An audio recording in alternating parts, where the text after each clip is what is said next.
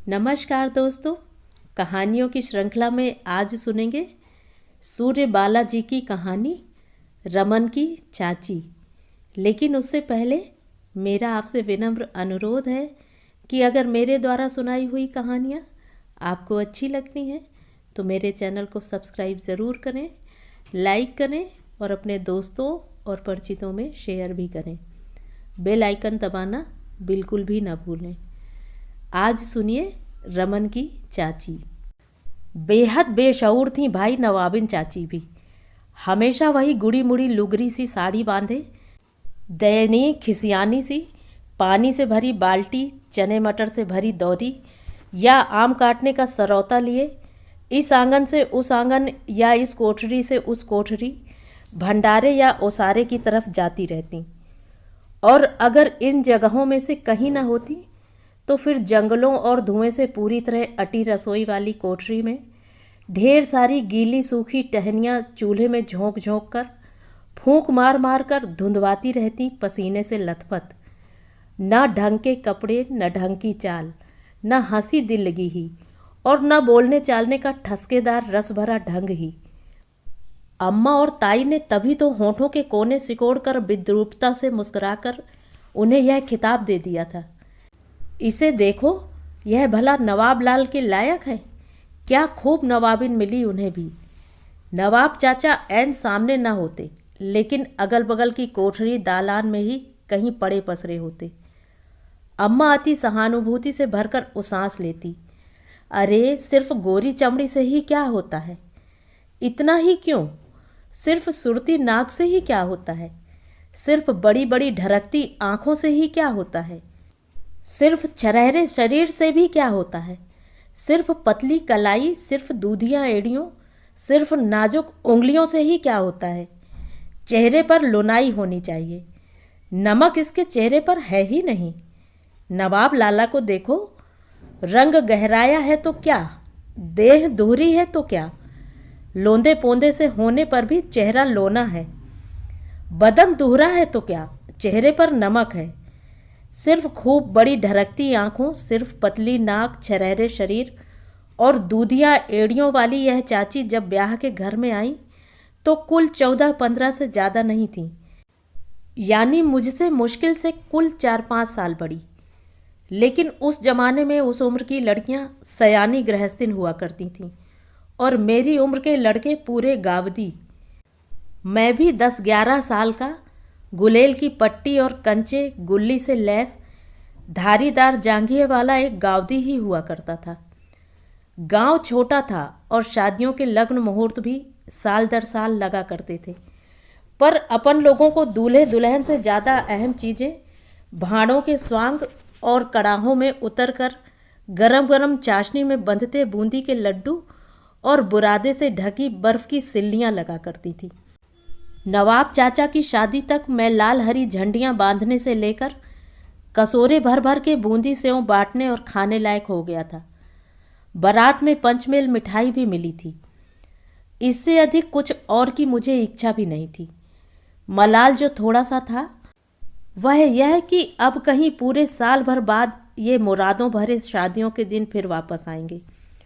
खुशी से उछलकर मैं लाल हरे कागजों में बंधी दहेज की टोकरियाँ बक्से उतरवा रहा था कि दूर से ही पालकी से उतरती दुल्हन का झलमला घूंघट लू के झकोरे से उठा सा था और मैं चिपचिपाती गर्मी व पसीने से लथपथ वह सुर्ख दबदबाता चेहरा देखता रह गया था।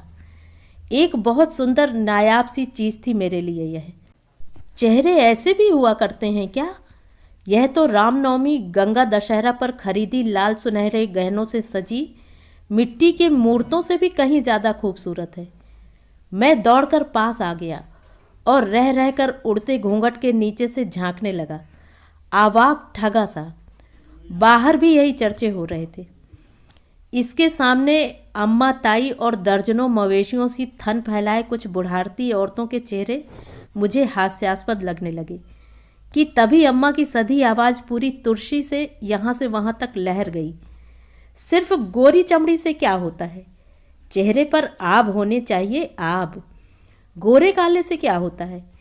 बतासिया कहारिन को देखो, कहने को कहारिन और रंग भी गहराया सा ही, पर चेहरा लुनाई से दपदपाता रहता है। मैं पूरा गावदी ही था। मुंह बाए बतसिया कहारिन का कसोरे का सा चेहरा गुनता रह गया।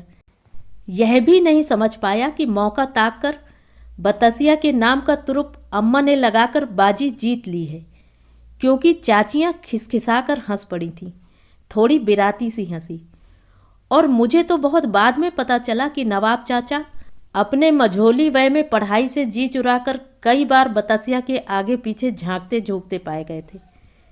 लेकिन बाहर के चर्चे से गदगद बड़े ताऊ बाहरी दालान से उल्लसित आवाज में बोले थे, 1000 में एक लड़की लाया हूँ छांट कर, रूप रंग गुण शऊर कढ़ाई बुनाई सब कुछ है, कोई ऐसी आसपास के गांव तक।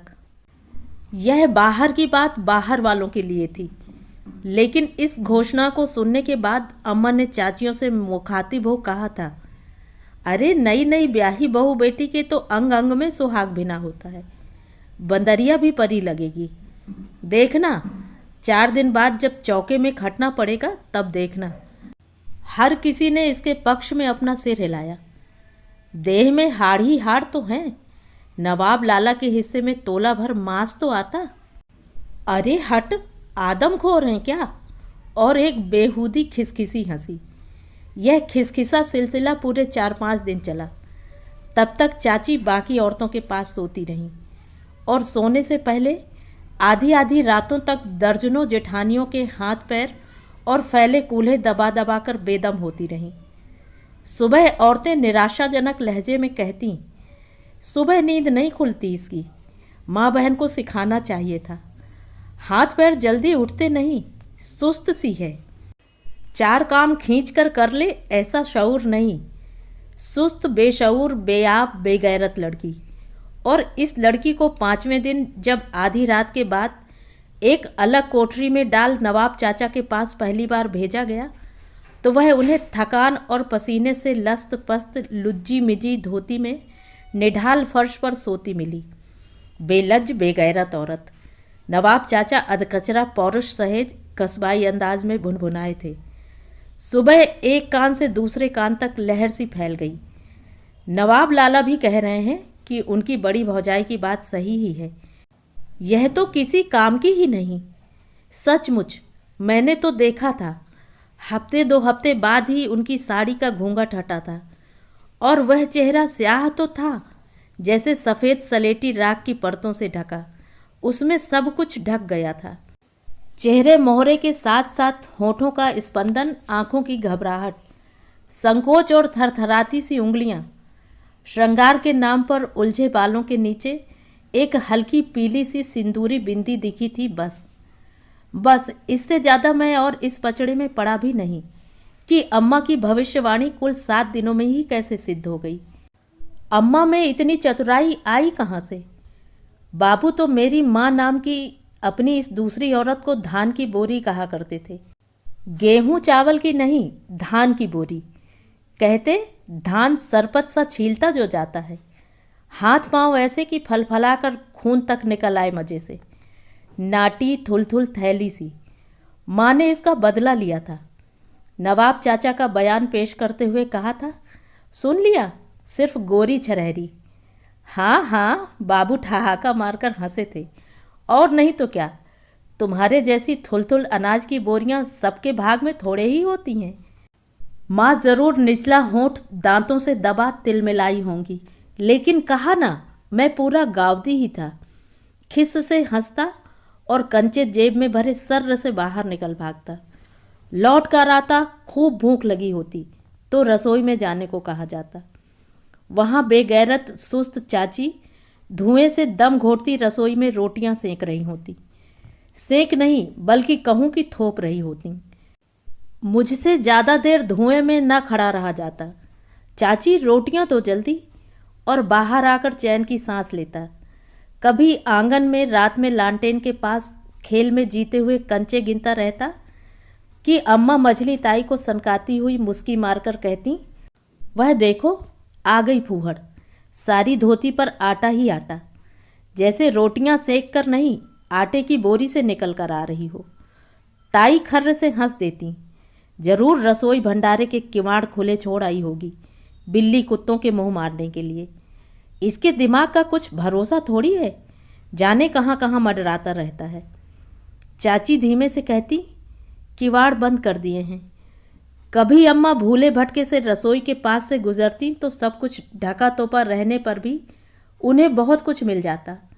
देखो जरा फूहड़ को, चौके का पानी तक ठीक से सुखाया नहीं, मथानी वहाँ क्यों रख दी? परात जैसे हफ्तों से मांजी धोई ही नहीं गई। भंडारे से प्याज की बास आ रही है, जरूर सड़ रही होगी, इसने छांटी ही नहीं होगी। कहा ना, इसके भरोसे जो रहा उसका भगवान ही मालिक। मेरी यह सब सुनते रहने की इतनी आदत पड़ गई थी कि कभी चाची को अकेली उनकी कोठरी में पसीने से तर पंखा करते या सुस्ताते देखता तो आश्चर्य से पूछता, अरे तुम मसाले नहीं कूट रही चाची? तुम आटा नहीं छान रही? तुम्हें चावल नहीं बीनना क्या? तुम्हारी सारी रोटियां सिक गईं। चाची सहमी आंखों से इधर उधर देखती, तब बहुत धीमे से जैसे संभल कर मुस्कुराती। कभी कभी मेरे हाथों में भरी कांच की चिकनी चिकनी गोलियों में से दो एक लेकर यूं ही हाथों में घुमाती रहती।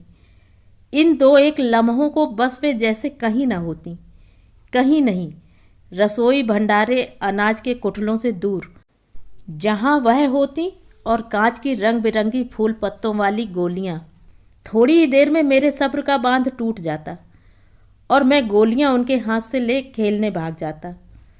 लौटता तो आंगन या दालान में 3-4 चाचियाँ ताइयाँ झाँव झाँव कर रही होती। सब एक साथ ही हाथ नचा नचा कर इस तरह बोल रही होती जैसे वे एक दूसरे से लड़ रही हों।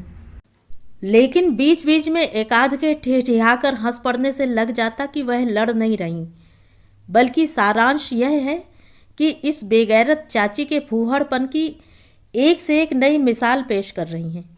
तमाम शिकायतें और लानतें, बीच बीच में मसखरियाँ। उस दिन भी चारों ओर से घेरा बनाकर झाँव झाँव हो रही थी कि आँख से देखकर चलती ही नहीं, दिमाग जाने कहाँ रहता है। ऐसी ठोकर खाकर हंसुए पर गिरी कि पूरा अचार का मर्तबान ही उलट गया। अब लो भला, उतना पैसा मेहनत, आम कटहल का अचार स्वाहा हो गया इसके नाम को। अरे जरा तो देखना था, कहाँ की फूहड़ मिली है यह भाई। चाची बीचों बीच सिर झुकाए सांस रोके सहमी खड़ी थी कि मैंने देखा जमीन पर बहते अचार के तेल के बीच लाल खून की धार। मैं चीखा था, अरे चाची के पैर से खून बह रहा है। लो और बना, पैर और काट लिया और मुंह सीले खड़ी है। अरे जा पैर को धो, हल्दी चूना लगा ले, पूरी ठस है भाई। मैं चाची को बाहर ले आया, नलके पर पैर धुलाया, खून बहता जा रहा था। हल्दी मांगी तो एक ने घोल कर दे दी। बाहर वाले लोग हमेशा इसे औरतों की झिकझिक समझते थे। इस बार मैं बाहर जाकर नवाब चाचा से बोला, चाची को चोट लग गई है। बगैर किसी जांच पड़ताल के अपने हाथों में पकड़े तिलस्मी उपन्यास पर नज़र गड़ाए ही उन्होंने इत्मीनान से कहा, वह है ही बेगैरत। मैं चौंक के रह गया। आपको कैसे मालूम? घर की औरतें कहती हैं, सभी कहते हैं, और उसी इत्मीनान से पढ़ने लगे। घर की औरतें अम्मा की उंगलियों पर नाचतीं। अम्मा नवाब चाचा से अक्सर रात में उनके कोठरी में जाने से पहले कहती कि वे जरा समझाया करें चाची को, जरा शऊर कायदे से रहे। आखिर वे उनकी दुश्मन तो नहीं, उसके भले के लिए ही तो कहती हैं। कितना भी सिखाओ बताओ, समझती ही नहीं। सुधरने की कौन कहे, बिगड़ती ही जा रही है। कैसे क्या बिगड़ती जा रही है यह कोई नहीं बताता। सो चाचा कोठरी में जाने के साथ ही उन्हें घर की औरतों के हिसाब से चलने का आदेश देते। थोड़ा जवाब तलब भी करते कि आखिर वे अपने को सुधारती क्यों नहीं। अगर उन्होंने ना सुधारा तो चाचा से बुरा कोई ना होगा। और अंत में एक बहुत ही पौरुष भरा वाक्य जोड़कर निश्चिंत हो जाते कि वे कोई जोरू के गुलाम नहीं, समझी। लेकिन घर की औरतें बराबर गवाह रहीं कि इतना होने पर भी चाची कभी नहीं सुधरी, और नवाब चाचा इतने बुरे कभी नहीं हुए कि उनसे बुरा कोई ना हो। चाची सिर्फ सहमती गईं और नवाब चाचा की इज्जत घर की औरतों के बीच दिन दूनी रात चौगनी बढ़ती गई। चाचा खाना खा रहे होते तो अम्मा पंखा जल रही होती और सीढ़ी गुड़ी सी चाची कहीं किसी कोठरी में दाल पछोर रही होती। अरे उसे पता तो होना चाहिए कि उसका आदमी खाना खा रहा है। पीढ़ा पानी तक को नहीं पहुंच सकती। कोई बात नहीं, मैं तो हूँ। जबकि अम्मा ने जानबूझकर चाची को उस वक्त दाल पछोरने पर बिठा दिया होता। चाचा कस्बे से शहर जा रहे होते तो दरवाजे तक अम्मा ही टैम को टैम की सलाह सहेजती आती होती। चाची सबके खाने के बाद चौका संभाल रही होती। अम्मा के अनुसार चाची को याद ही नहीं रही होगी कि जरा जाते वक्त जूता छड़ी तो सहेज दे। उस दिन स्कूल से लौटकर जब खाना मांगने चाची के पास गया तो वह निचाट सूनी दोपहरी में अपना दायां पांव जोर से हाथों में भींचे दर्द से छटपटा रही थी। आवाज़ बस इतनी कि गरम लू के झकोरे में मिल जाए, किसी की नींद में खलल न पहुँचे। मैं भागा बदहवास सा बाबू के पास पहुँचा। चाची के पांव की चोट बहुत दर्द कर रही है। दालान में अकेली बैठी रो रही हैं। पांव की वही हंसुए वाली चोट पक गई है। इस बार मैंने जानबूझकर चाचा से नहीं कहा था। बाबूजी गुस्से से भभक पड़े। घर की औरतें सारी कहाँ मर गईं? एक इंसान मर रहा है और उन्हें खबर तक नहीं। सब लोग अपनी अपनी कोठरियों में सो रही हैं। चाची के दर्द से छलछला आए मेरे मन ने पहली बार अपने अंदर एक तीव्र प्रतिहिंसा महसूस की थी। और नवाब कहाँ गए? बाबूजी ने फिर पूछा। चाचा तिलस्मी उपन्यास एक तरफ रखकर आए तो बाबू ने फटकारा, तुम कैसे मूंजी हो जी? तुम्हारी औरत दर्द से बिलबिला रही है और तुम तिलिस्मे होशरुबा पढ़ रहे हो। ले जाओ उसे तैयार करके, कुंदनपुर के डॉक्टर को दिखा के लाओ। चाचा बाकायदा अपनी मर्दानगी में भुनभुनाए, मैं ये सब औरतों की बातें क्या जानूं? घर की औरतों को बता देती।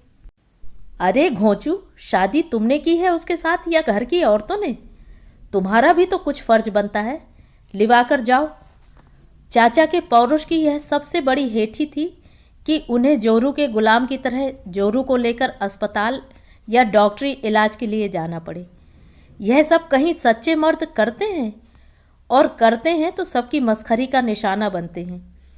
आखिर भुनभुनाकर मुझसे बोले, चल रमन तू भी चल। मैं चाची के साथ रिक्शे पर बैठा, चाचा साइकिल पर। कुंदनपुर के कंपाउंडर ने देखा, चाचा को दो चार खरी खोटी सुनाई और घाव को दवाइयों से धोकर पट्टी बांध दी। अगले हफ्ते फिर लाने को कहा। लौटते हुए चाची का दर्द कम हो गया था। वह मुझसे बात करती आईं। रमन भैया, तुम कौन सी हिंदी की किताब पढ़ते हो? भारत भारती। क्यों? मैं भी वही पढ़ी हूँ 8वीं में। अच्छा, पर आधी ही ना तब तक। और उनकी आंखें बहुत उदास हो गईं। तुम मुझे वह किताब दोगे पढ़ने को? पूरी पढ़ूंगी। ज़रूर दूंगा, कहोगी तो पढ़कर भी सुनाऊंगा। वह खुश हो गईं।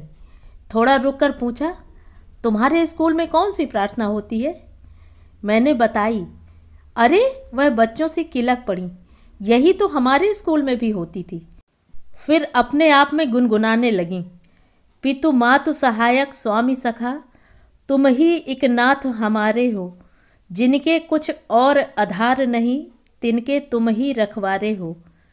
थोड़ी देर गुनगुनाने के बाद मुझसे बोली, तुम्हारे स्कूल में कैसे गाते हैं? इसी राग में, ऐसे ही। एकाएक मैंने पूछा, तुम पढ़ती थी स्कूल में? हाँ, वह खुश होकर बोली। तब तुम क्या पहनती थी? कभी साड़ी, कभी सलवार कुर्ता चुन्नी। मेरे पास 4 चुन्नियाँ थीं, हरी, पीली, आसमानी और प्याजी रंग की। उन्हें सब कुछ बताना बड़ा अच्छा लग रहा था, जैसे बस वह वही सब बताती चली जाना चाह रही थी। फिर तुम कैसी लगती होंगी? मैंने भोलेपन से पूछा। क्या जानूं, कहकर वह हंसकर शर्मा गईं। मैं भौचक्का देखता रह गया। बहुत दिनों बाद वह बेहद खूबसूरत लगी थी, नायाब चीज़ सी, जैसी विदा होने के बाद, डोले से उतरने के बाद लू के झकोरों के बीच दबदब दमकती हुई। लेकिन घर के दरवाजे पर आने के साथ ही चाची का चेहरा फिर डर सहम कर सूख सा गया। वह सहमी सहमी सी अपनी कोठरी में चली गईं। मैंने बड़ों के अंदाज में कहा, इन्हें डॉक्टर ने चलने को मना किया है।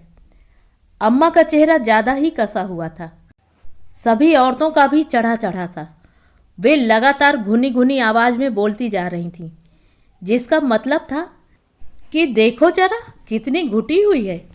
हमसे बताया तक नहीं और मर्दों तक बात पहुंच गई कि यह खूब छंटी हुई है, जानबूझकर ऐसी सिसकारी भरती है जैसे दर्द के मारे मरी जा रही हो, कि हम सब बूढ़े हो गए, कभी बाहरी डॉक्टर का मुंह तक नहीं देखा। बड़े बड़े जर बुखार फोड़े नासूर तक घर के घर ठीक हो गए। यह कस्बे के अस्पताल तक घूम आई कि इसने घूमने का अच्छा बहाना लगाया कि त्रिया चरित्र कोई इससे सीखे। मैंने मिडिल पास कर लिया अच्छे नंबरों से। पहले से ही तय था कि मिडिल के बाद, चूंकि बाद में स्कूल नहीं है, इसलिए मामा अपनी पहली माँ वाले के पास रहकर पढ़ूंगा। वैसे भी मेरी माँ के मरने के बाद से मेरे ननिहाल से लगातार बाबूजी पर वे लोग दबाव डाल रहे थे कि मैं जब तक बड़ा ना हो जाऊं ननिहाल में रहूं। ऊपर से कुछ ना कहकर भी वे लोग दूसरी माँ के स्वभाव के प्रति शंकालु थे। तय हो जाने के बाद मैं सीधा चाची के पास गया। मैं अब मामा के यहाँ रहूँगा, वहीं पढ़ूँगा। वह आवाक करुण सी आंखों से मुझे देखती नहीं, फिर धीरे धीरे बोली, मामा के यहाँ? तुम यहाँ नहीं पढ़ सकते रमन भैया, यहाँ स्कूल ही नहीं है ना। अच्छा हाँ, लेकिन यहाँ साल 6 महीने में कोई स्कूल खुल जाए तो क्या रुक जाओगे? वह जैसे अपने आप को दिलासा दे रही थी। अरे स्कूल कैसे खुल जाएगा? मुझे उनकी बचकानी बातों पर हंसी आ गई। फिर मैं बड़ों की तरह उन्हें समझाता सा बोला, तुम चाची मेरी हिंदी वाली किताब रख सकती हो। हाँ अच्छा, मुझे दे जाना, वह अपने को समझाती सी बोली थी। जाने के दिन जब मेरा सामान वगैरह रिक्शे पर रख दिया गया तो अनायास मुझे लगने लगा था जैसे मैं अधकचरे किशोर से एक वयस्क जिम्मेदार बड़े युवा में बदल गया हूँ। एकाएक अंदर चाची की कोठरी में आया, उनके पैर की चोट वाली एड़ी देखकर सहलाई और बड़ों की तरह बोला, तुम चलना फिरना मत, अच्छा, और कुंदनपुर के अस्पताल ज़रूर चली जाना। चाची हंसी थी, स्वीकृति में सिर हिलाकर, जैसे उन्होंने मेरे बड़प्पन को पूरा सम्मान दिया हो। कहा सिर्फ इतना, तुम छुट्टियों में आओगे ना रमन भैया?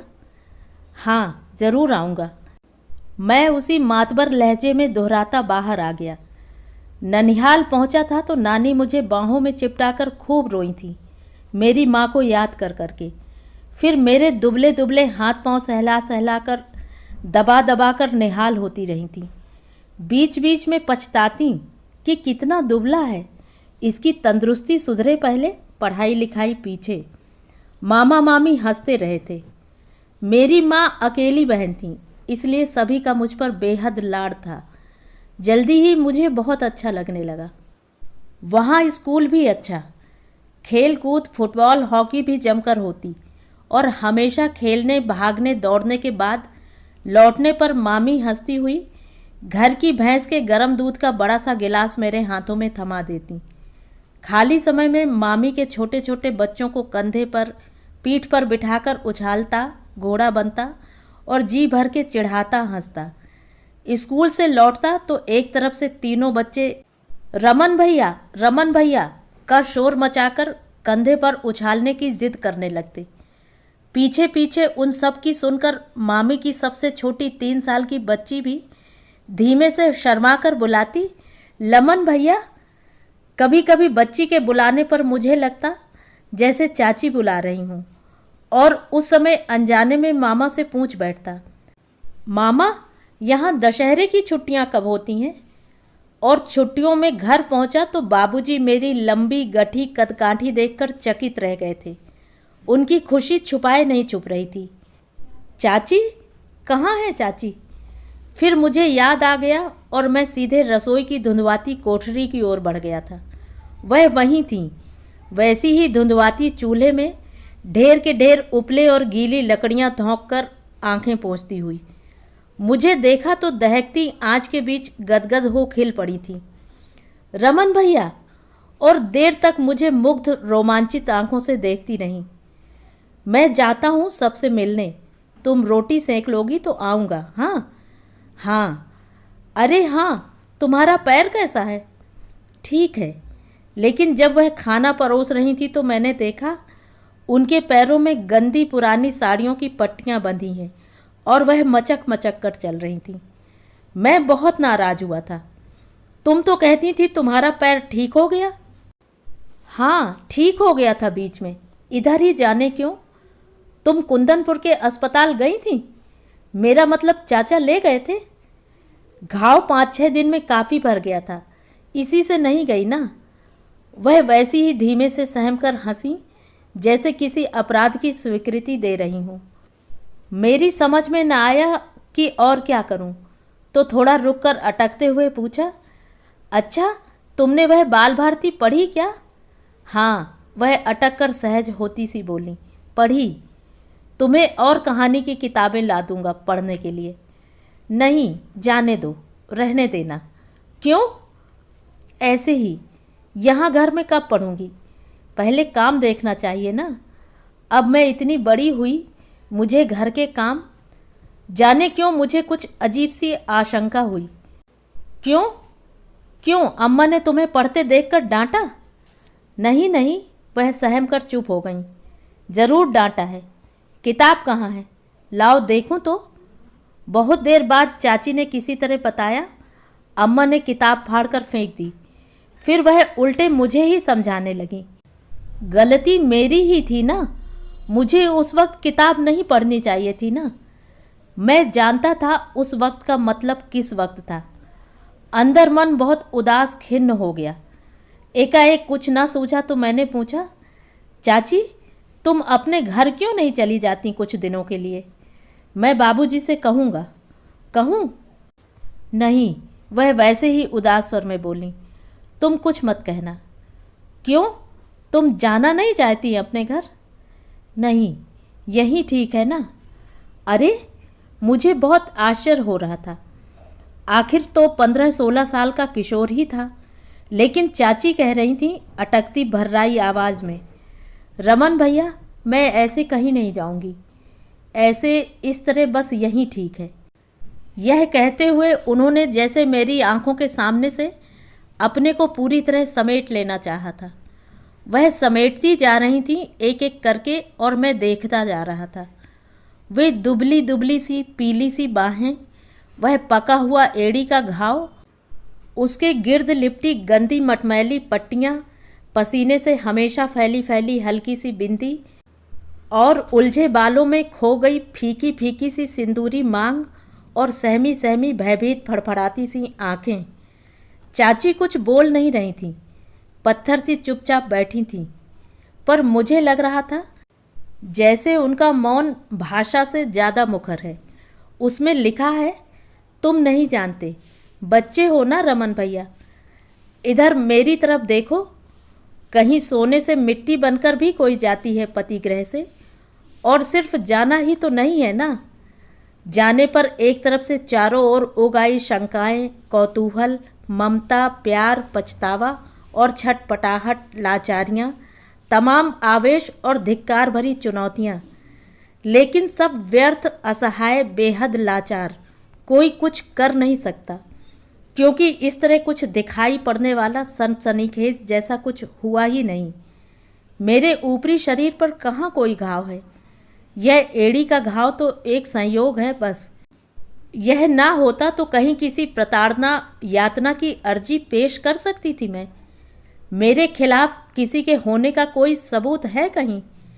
मेरा पति तो शराबी जुआड़ी भी नहीं, शेर की तरह गरजने दहाड़ने वाला भी नहीं, घर से बाहर रंगरेलियां मनाने वाला भी नहीं। उनकी औरतें तो सिर पटक कर, चीख चिल्लाकर, रोते झगड़ते जिंदगी बिता देती हैं। उनके पास कहने को तो कुछ होता है ना, पर मेरे पास कहीं कुछ नहीं, सिर्फ मुट्ठी भर रेत है। मुट्ठी को खाली भी नहीं कह सकती। मेरा सबसे बड़ा रक्षा कवच ही भोथरा है। कुछ स्थितियां ऐसी होती हैं जिन्हें उजागर किया ही नहीं जा सकता। नहीं, गलत कह रहा हूँ। चाची के मौन में लिखी यह भाषा तब नहीं पढ़ पाया था। उस समय तो बस एक किशोर मन में पनपने लायक भरा माया ममता सहेज बैठा रहा था, लेकिन बोलूं क्या समझ में ही ना आता था। तब चाची ही बोली थी, वहाँ नानी के पास अच्छा लगता है? हाँ, सब लोग बहुत अच्छे हैं। मैंने बताया कि वहाँ का स्कूल यहाँ वाले से बहुत अच्छा है। हॉकी फुटबॉल खेलता हूँ और मामी के बच्चों से जी भर कर खिलवाड़। अच्छा, तब तो तुम्हें अब यहाँ अच्छा नहीं लगता होगा ना? वाह, लगता क्यों नहीं? अच्छा, तो कब तक रुकोगे? मैंने जल्दी से सोत्साह कहा, पूरी छुट्टियाँ, सिर्फ स्कूल खुलने से एक दिन पहले जाऊँगा। चाची की आंखों में हल्की सी जोत भर गई थी। थोड़ी देर तक निश्चल प्यार से मुझे देखती नहीं, फिर मुझ पर दृष्टि ठहराए ठहराए ही ममता से बोली, रमन भैया, तुम मेरे लिए ही रुक रहे हो ना? हाँ, मैंने सिर झुकाकर थोड़ा झेप कर कहा, मुझे भी तो यहाँ तुम्हारे पास अच्छा लगता है। इन थोड़े से बचकाने सवाल जवाबों ने संकोची मन को थोड़ा बढ़ावा दिया। चाची, हाँ, तुम यह कैसी लुगड़ी दुगड़ी सी साड़ी पहने गंदी सी रहती हो हमेशा? चाची हंसी अजीब दयनीयता से। क्या करूं, मुझसे कपड़े साफ ही नहीं हो पाते। ढेर सारा साबुन घिस लेती हूँ और धोती वैसी की वैसी गंदी। गलत, बिल्कुल गलत। तुमने मेरी पैंट धोकर कितनी साफ कर दी थी। यह साबुन वाली बात तो अम्मा उस दिन तुम्हें कहकर डांट रही थी। तुम्हारी साड़ियाँ ही रंग उधड़ी पुरानी सी हैं। तुम अच्छी नई साड़ियाँ क्यों नहीं पहनती बक्से से निकाल कर? अरे, घर के काम काज के लिए यही सब साड़ियाँ ठीक हैं, चटकदार साड़ियाँ तो। लेकिन अम्मा और ताई चाचियाँ तो पहनती हैं। वे लोग तो नाखूनों में पॉलिश और बिंदी भी लगाती हैं। वो लोग शऊरदार हैं। तुम फिर झूठ बोल रही हो। मैं अपनी उम्र भर नाराज़ होकर बोला, मैं देखता नहीं क्या? तुम तो सब लोगों से कहीं ज़्यादा काम करती हो। तुम्हें सब काम करना होता है। अम्मा चाचियाँ सब झूठ झूठ बका करती हैं, और तुम देखने में भी सबसे ज़्यादा अच्छी हो। इस बार चाची एकदम छोटी बच्ची की तरह खिलखिलाकर हंस पड़ी थी। मैं चौंक कर देखता रह गया। मुझे सचमुच विश्वास नहीं आ रहा था कि चाची ऐसे भी हंस सकती हैं। एक क्षण मुझे लगा कि क्या इस चेहरे में फिर से वैसी ही जोत भरी जा सकती है जैसी उस दोपहर, उस पहली दोपहर पालकी से उतरते हुए लू के झकोरे से जब घूंघट उड़ा था तब। मैं एकदम पूछ बैठा, सुनो चाची, तुम्हारे पास साड़ियाँ हैं भी या नहीं? उनकी आंखें जैसे लज्जा और अपमान से भर आईं। वह जल्दी से संभलते हुए सख्त लहजे में बोली, क्यों है, क्यों नहीं है तो? लेकिन उनकी आंखों की कचोट देखकर मैं अपने आप को धिक्कार उठा था। क्यों पूछी मैंने ऐसी बात? अपने आप पर खीज आई। फिर बड़े अपनेपन से बोला, अच्छा, मैं इस बार छुट्टियों में आऊँगा ना, तो तुम्हारे लिए बिंदी, आलता और नाखूनों की पॉलिश लाऊंगा। एकाएक चाची जैसे किसी अनकहे दर्द से बिलबिला उठी थी। दहक कर बोली थी, नहीं नहीं, तुम कुछ मत लाना रमन भैया। क्यों? मैं हताश हतप्रभ था। तुम्हारे चाचा से कह दूंगी ना, वो लेते आएंगे। और उनका चेहरा बिल्कुल सपाट सा हो गया था। मैं कुछ ना समझ पाया, बस अबूझ हकबका सा उनके चेहरे की ओर देखता रह गया। छुट्टियां बीत गई थीं। मैं वापस नानी मामा के पास आ गया था। आने से पहले चाची ने पूछा था, कब आओगे अब रमन भैया? मैंने बताया, हाँ आना। फिर रुककर बोली, लेकिन लाना कुछ नहीं, हाँ? कहते कहते जैसे अपार पछतावे और ममत्व से भरकर बोली, तुम अभी छोटे हो ना, बच्चे हो। मैं तुम्हारे चाचा से कहती ही नहीं। कहूँगी तो वे ले आएंगे ना। तुम क्यों कुछ लाओगे मेरे लिए, ऐं? मैंने अनमने मन से ज़्यादा कुछ समझने की कोशिश किए बिना सिर हिला दिया। लेकिन तुम अपने घर चली जाओ कुछ दिनों को। मैं बाबूजी से कहूँगा। यहाँ तुम्हें बहुत चलना पड़ता है, ऐसे चोट ठीक नहीं होगी। चाची वैसी ही उदास मुस्कराईं। हाँ, जाना चाहूँगी अब कुछ दिनों को। एकाएक मेरे मुंह से निकला, चाची तुम नानी के पास नहीं आ सकती, तुम्हें बहुत अच्छा लगेगा। बोलो, मैं मामा से कहूँ क्या? चाची जैसे उतने वाक भर कोई सपना देखती रहीं, फिर हंसी। अरे नहीं, तुम्हारे मामा नानी के यहाँ मैं कहाँ, मुझे यहीं रहना है। तुम आओगे तो मुझे यहीं अच्छा लगेगा।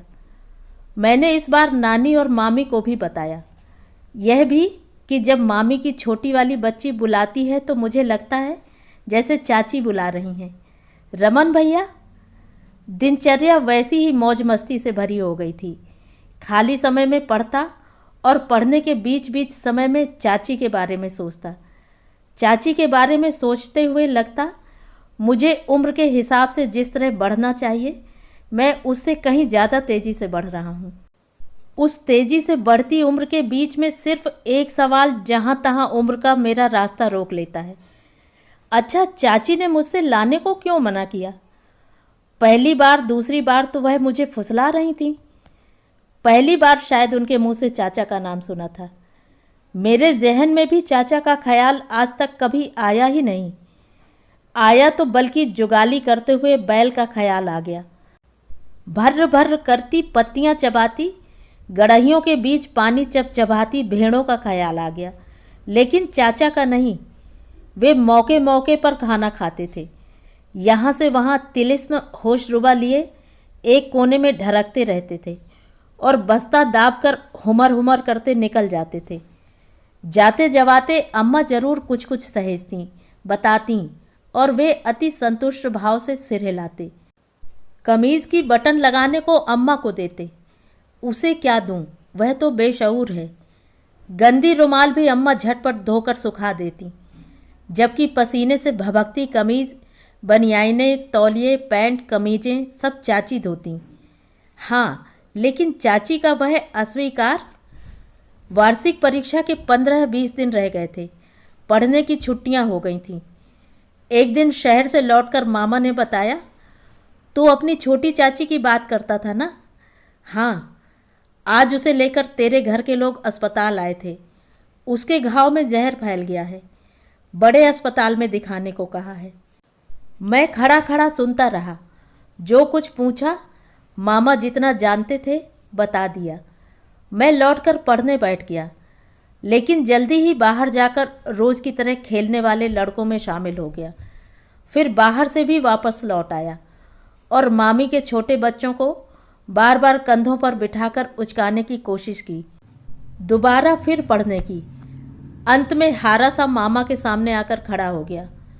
मामा, एक दिन को घर हो आऊँ? घर? हाँ हाँ, पर तेरे इम्तहान। दूसरे दिन ही वापस आ जाऊँगा। अच्छा अच्छा, समझ गया। चला जा, सुबह की बस से चला जा। दोपहर का सन्नाटा खिंचा था। सिर्फ बाबू बाहर बैठक में जगे थे। तुम्हें कैसे पता चला? मामा ने बताया।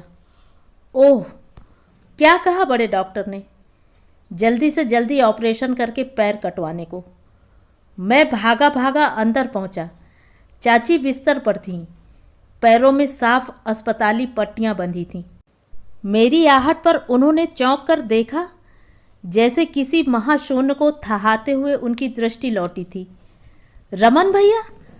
आंखों में न कहीं बादल थे न समंदर, सिर्फ रेत, सूखी रेत। और सूखी रेत के बीच से जैसे पानी की पतली धार सी हंसी वह। क्या छुट्टियां आ गई रमन भैया? नहीं, मैं तुम्हें देखने आया। हाँ, अभी तो तुम्हारे इम्तहान होने वाले होंगे ना? हाँ, अभी 15 दिन हैं। तो कल सुबह चला जाऊंगा। मामा से किसी तरह कहकर आया। थोड़ी देर चुप बैठकर किसी तरह कह पाया, तुम्हारी तबीयत कितनी खराब हो गई चाची? तुम्हारे घाव में जहर फैल गया ना? क्यों नहीं किसी से कहा तुमने? चाची बोली नहीं कुछ। वही उनकी खामोशी वाली भाषा ने बुझी बुझी आंखों से कहलाया था, तुम खूब सोचकर बताना रमन भैया कि मैं किससे क्या कहती। बस फिर खामोशी की भाषा भी पूरी तरह सपाट हो गई सन्नाटे के साथ। थोड़ी देर में वह फिर हंसी। सब कह रहे हैं रमन भैया कि डॉक्टर ऑपरेशन में मेरा पैर काट देंगे पूरा। और और मैं लंगड़ी हो जाऊंगी। मैं चुप रहा, सिर्फ दर्द की बूंद टप टप कानों से टपकती रही। हार कर टटके शब्दों में दिलासा देने की कोशिश की। नहीं तो किसने कहा? आज सुबह मन्नू मझली चाची का बच्चा बता रहा था। बच्चा है बताकर हंस रहा था। फिर एकाएक मुझसे बोली, लेकिन रमन भैया, ऐसा भी तो हो सकता है कि ऑपरेशन ना हो। क्या? मैं हतप्रभ अवाक उन्हें देखने लगा। ऑपरेशन तो होगा ही, बड़े अस्पताल के डॉक्टर ने कहा है। चाची वैसी ही मुस्कुराई।